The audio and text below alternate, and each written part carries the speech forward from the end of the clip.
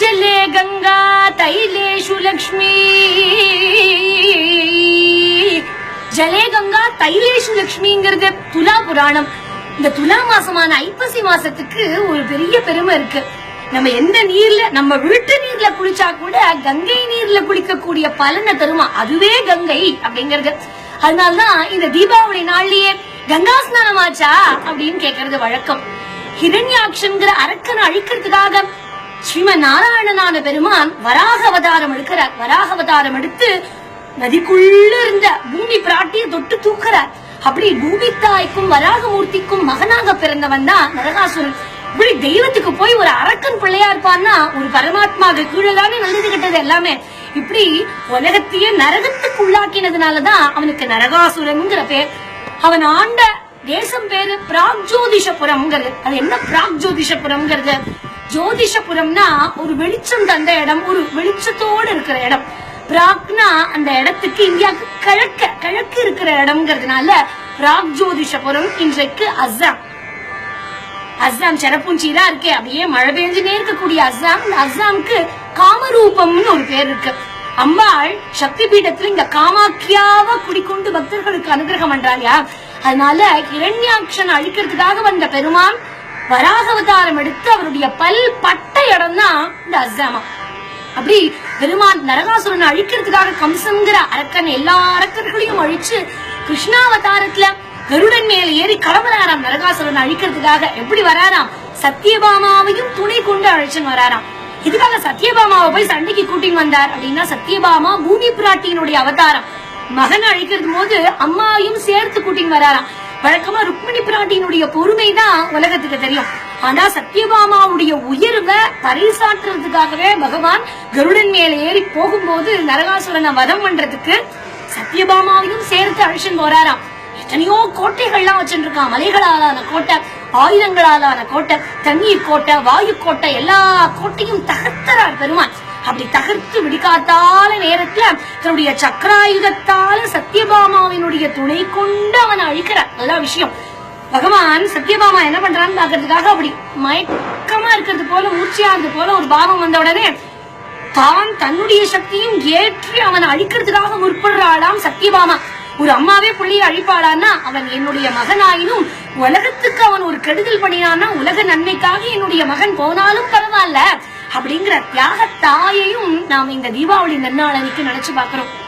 எப்படி அம்பாள் கேதாரேஸ்வர விரதம்ங்கிற உன்னதமான விரதத்தை கைக்கொண்டு அம்பாளான பார்வதி சிவபெருமான போய் அடைந்தாலோ, பிருங்கமுனிவருடைய தோஷத்துக்காக பக்கத்துல இருந்தா யாரையும் நான் மதிக்க மாட்டான், நான் பெருமானுடைய ஐக்கியமாறே பெருமானுடைய வடிவத்திலேயே நான் கலக்கிறேன்னு கேதாரேஸ்வர விரதம் அனுஷ்டிச்சு வெற்றிகரமா கௌதம மகரிஷி சொன்னபடி அனுஷ்டிச்சு திருவண்ணாமலையில பெருமானோட அர்த்தநாரி ஸ்வரூபமான அதை பார்த்த தேவர்கள்லாம் தாங்களும் பண்ணோம்னு 21 இழைகள் கொண்ட நூல்ல 21 முடிச்சுகள் போட்டு 21 விளக்குகள்லாம் வரிசையா ஏற்றி தீராத அற்புதமான வரத்தை பெற்றார்கள். ஒற்றுமையா வாழணுங்கிற உன்னதமான சித்தாந்தம் அவர்களுக்கு கிடைச்சது. இந்த தீபாவளி நன்னாள் தீபங்களுடைய வரிசை மாத்திரம் இல்ல, எத்தனையோ விஷயங்கள் பொக்கிஷமா கொண்டு கொட்டிருக்கிற இடம் இந்த தீபாவளி.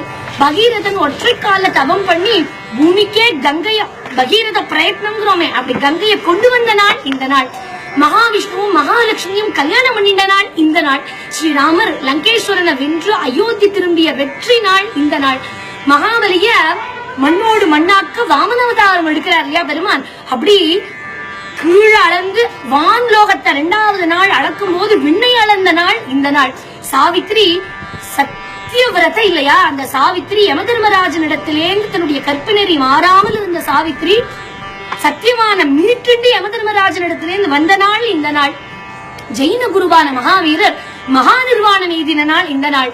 சீக்கிய மத குருவான குருநானக் அவதாரம் பண்ணின நாள் இந்த நாள். பார்வதி பரமேஸ்வரால் இந்த தீபாவளி அன்னைக்குதான் சொக்கட்டா விளையாடினாளாம். அந்த முறைதான் குஜராத்ல இன்றைக்கும் நடுராத்திரியில சொக்கட்டா விளையாடக்கூடிய வழக்கத்தை தோற்றுவித்த நாளும் இந்த நாள். காசி கஷேத்திரத்துல தங்க அன்னபூர்ணியா மரத்தாலான தேர்ல லட்டு தேர்னு சொல்லி எல்லா இனிப்புகளையும் லட்டு முதலான எல்லா இனிப்புகளையும் அந்த தேர்ல அலங்காரம் பண்ணி முக்கிய வீதிகள்ல பவனி வருவாளாம் காசியில. ஏற்பட்ட காசி திவ்ய கஷேத்திரத்துல தங்க அன்னபூர்ணியா ஜொலிக்கிற நாளும் இந்த நாள். சைனால நெய்புவாங்கிற பெரிய பண்டிகையா சுப் லாப்னு அந்த வீட்டினுடைய 2 பக்கத்திலையும் வச்சு 2 மனித உருவம் மேன்ஷைன் அப்படின்னு சொல்லக்கூடிய 2 மனித உருவத்தையும் வச்சு வெற்றியினுடைய அடையாளமாக கொண்டாடக்கூடிய நாள் இந்த நாள். சைனானுடைய தலைநகரமான பீஜிங்ல 100 அடி சக்கரம் அமைச்சு அதுல ரொம்ப அழகா தீபங்கள்லாம் ஏற்றி வைத்து கொண்டாடக்கூடிய நாள் இந்த நாள். ஃபிஜி ஐலாண்ட்ல ராம்லீலாவை ரொம்ப அழகா கோலாகலமா கொண்டாடக்கூடிய நாள் இந்த நாள்.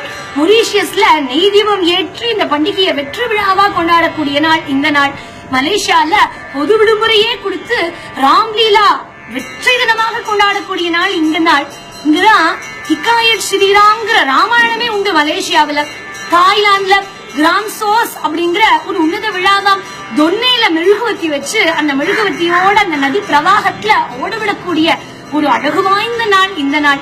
Myanmar, Laos, Vietnam, Indonesia, Singapore Ramlila, Sri Lanka உள்பட்ட எல்லா நாடுகளிலும் ராம்லீலாவா வெற்றி தினமா கொண்டாடக்கூடிய நாள் இந்த நாள். தீபங்களுடைய வரிசை தீபாவளின்னு எல்லா உலக மக்களுமே போற்றி கொண்டாடக்கூடிய இந்த தீபாவளி நம்ம எல்லாருக்கும் ஒரு பிடித்தமான பண்டிகைன்னு. உல்லாசம் பொங்கும் என்பது தீபாவளின்னு.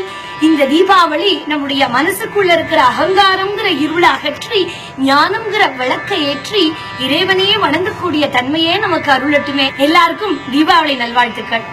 இருளகற்றி ஒளியேற்றும் இன்ப தீபாவளி, தீபாவளி இன்ப தீபாவளி, இன்ப தீபாவளி.